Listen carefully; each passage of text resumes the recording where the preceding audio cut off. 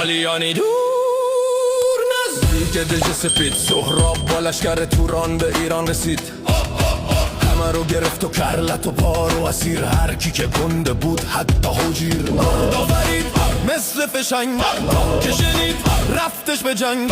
جنگیدن و جنگیدن از مردن نترسیدن، ولی از بخت بد مثل حجیر گرد آفرید هم شد اسیر. کلا خود گرد آفرید و سهراب برداشت و فکر کرد میبینه خواب. موهای بلند گرد آفرید از زیر کلا خود اومد پدید.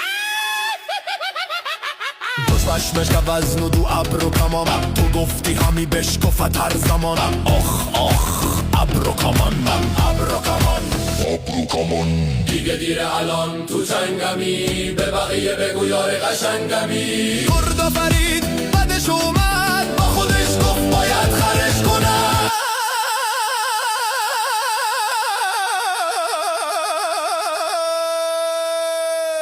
کنون لشکر و دژ به فرمان توست، نباید گه آشتی جنگ جست. ز گفتار او مبتلا شد دلش، برافروخت و کنج بلا شد دلش. به همین سادگی فریب خورد گرد آفرید دل سهراب و مرد. رفتن به سمت دژ سپید، بدو بدو در دژو وا کن. تک تک تک تک تو بدو بدو در دژو وا کن.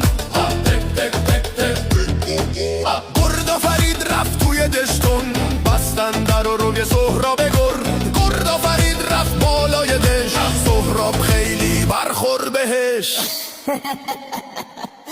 بخندید او را به افسوس گفت، به ترکان ز ایران نیابند جفت. یهو سهراب خیلی پرشتاب، دیوار دژ رو کردش خراب. نمیدونست این کارا نمیده جواب.